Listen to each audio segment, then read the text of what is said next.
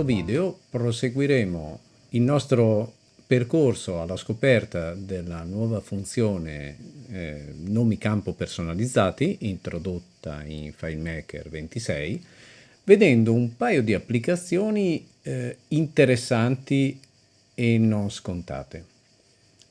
La prima di queste applicazioni prevede che noi utilizziamo questa funzionalità che, lo ricordo, ci dà la possibilità di andare a inserire all'interno di un campo del database una serie di chiavi personalizzate per gestire le situazioni di esportazione, di ordinamento e di vista tabella, aggiungendo però a questo oggetto JSON una chiave personalizzata per riutilizzarla in seguito. In seguito in che senso? Supponiamo di avere un dato a cui vogliamo accedere in maniera relativamente sicura senza doverlo inserire hard-coded dentro uno script oppure all'interno di un record. Potrebbe essere interessante inserirlo nei metadati di FileMaker, perché i metadati di FileMaker, quindi comunque questa parte dei metadati, i nomi campo personalizzati, sono fortunatamente accessibili con una nuova funzione che si chiama nomi visualizzazione campo. Quindi abbiamo la possibilità di leggere questi valori ed essendo un oggetto JSON, poi nel momento in cui noi ricaviamo con quella funzione questo oggetto JSON, possiamo estrapolare la chiave che vogliamo, ma non è detto che debba essere una delle chiavi native di FileMaker. Se noi a questo oggetto andiamo ad aggiungere una nostra chiave, con le funzioni di JSON getElement nella fattispecie, ricaveremo anche le nostre eventuali funzioni. Quindi, quale potrebbe essere uno scenario che vada al di là del caso di studio?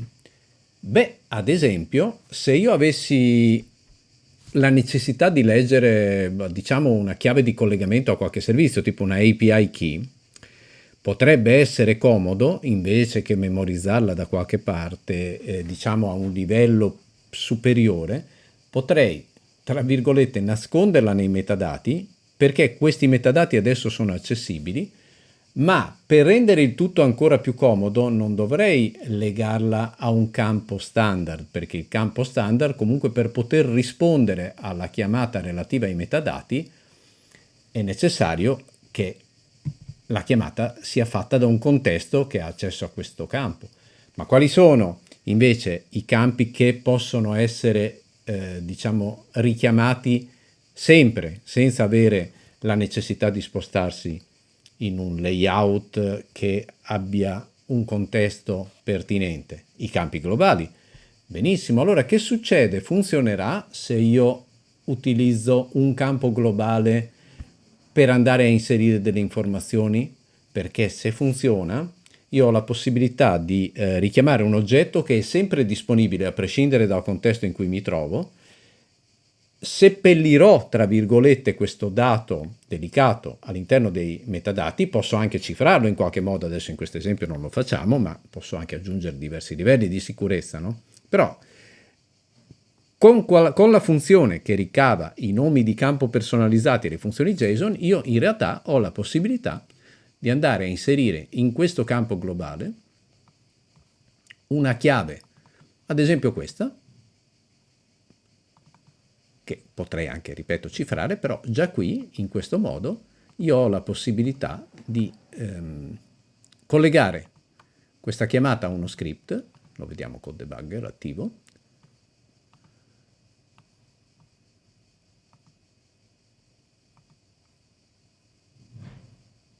ed ecco qui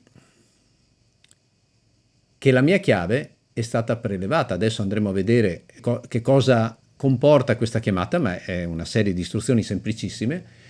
L'enorme vantaggio è che sono istruzioni talmente semplici che effettivamente possono essere richiamate all'interno di diversi script con pochissimo aggravio di leggibilità del codice. Questo cosa vuol dire? Che possiamo permetterci di tenere la nostra chiave in una variabile locale. Questo cosa vuol dire? Che il sistema è molto più sicuro, perché potendola leggere quando vogliamo, non abbiamo bisogno di tenerla visibile in maniera persistente all'interno della nostra sessione. Quando ci riservirà la andremo a richiedere, ma senza dover fare query o operazioni onerose. Questa è una chiamata semplicissima che andiamo a vedere all'interno dello script. È davvero banale. Questa è la nuova funzione. Get nome file è perché la funzione richiede il nome del file e il nome del campo. Dopodiché andiamo a dire, va bene, una volta che mi hai mandato giù tutto il JSON con le chiavi, io voglio solo questa chiave qua con JSON Get Element. Ma possiamo renderla ancora più semplice. Possiamo creare una funzione personalizzata che ci incapsuli tutto questo codice qui, che comunque è pochissimo, ma in questo modo diventa ancora più semplice, perché se noi creiamo una funzione personalizzata che ci restituisce, se io passo il nome del campo e il nome della chiave, e quindi ci pensa la funzione a usare nomi, visualizzazione campo, fare JSON Get Element, quello che otteniamo come codice, ottenendo esattamente lo stesso valore, è praticamente questo, una riga di codice. Ed è davvero davvero molto comodo poter pensare di stoccare delle informazioni, perché il vantaggio in questo caso è che con un unico campo di configurazione globale possiamo mettere diverse chiavi, no? Perché alla fine diventa come un campo di configurazione, però senza che i dati stiano a livello dei dati, sono a livello dei metadati, quindi sono, diciamo, meno accessibili. Ma noi adesso abbiamo gli strumenti per poterli leggere, buttare via e rileggere molto facilmente quando ci servono. Un'altra applicazione invece potrebbe essere di trovarci in uno scenario simile al multilingua già visto nel video di introduzione a questa funzionalità, ma in questo caso lo scenario è leggermente diverso, ovvero io mi trovo in una situazione in cui, ad esempio un'esportazione, ma potrebbe essere qualunque scenario, ad esempio un'esportazione, lo stesso campo in esportazione, non so, dall'ambiente di produzione deve avere un nome. Sappiamo che adesso con FM Export noi possiamo decidere il nome della colonna in esportazione, no? Il nome del campo che diventerà la colonna presente nel file esportato. Ecco, potremmo decidere o trovarci in una situazione in cui ci viene richiesto che, a seconda che sia, non lo so, il reparto di produzione, una certa colonna deve chiamarsi in un certo modo. Se invece è il reparto commerciale, la stessa colonna, quindi lo stesso campo di FileMaker, deve essere esportato in un altro modo.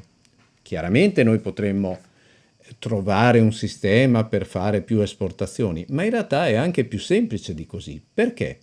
Perché noi possiamo costruire un sistema che dinamicamente all'interno dei nomi di campo personalizzati mette le varie opzioni. Non è come il multilingua che è una struttura più complessa, in questo caso è soltanto, va bene, invece di inserire un valore statico per FM Export, per esempio, quindi lo ricordo, questo qui, andiamo a costruire un sistema che crei un oggetto come questo, ma che abbia la possibilità di scegliere diverse opzioni per il valore di FM Export. Come possiamo fare? Beh, un sistema, ce ne sono anche altri, potrebbe essere questo. Scriviamo una let, un dichiara, in cui abbiamo la struttura di base, ma vedete che qui FM Export non c'è perché qua abbiamo dato due diverse opzioni. Le ho chiamate con poca fantasia Export FM1 e Export FM2 e ho usato volutamente due nomi completamente diversi, no? Questo è il caso 1, questo è il caso 2. Dopodiché andremo a creare con JSON set element all'interno di questo JSON, andremo a creare la chiave FMExport, che è quella che vuole FileMaker, a seconda di quello che un'altra impostazione esterna, che sarà o questa, verrà impostata. Quindi a seconda di come verrà impostata questa variabile qua, il sistema automaticamente creerà un JSON con questo valore dentro FMExport oppure questo valore. Sembra molto complicato, in realtà è banalissimo e vedremo che funziona in maniera impeccabile, perché lo script è molto molto semplice, è un esporta, solo che come parametro avrà un'opzione export FM1 oppure export FM2. Basterà questo? Per esempio potremmo scrivere, non so, reparto commerciale, reparto produzione, no? Qui impostiamo la variabile globale, deve essere globale perché altrimenti il sistema non può vederla da fuori, e a seconda di quello che andremo a impostare qua, quando andremo a esportare,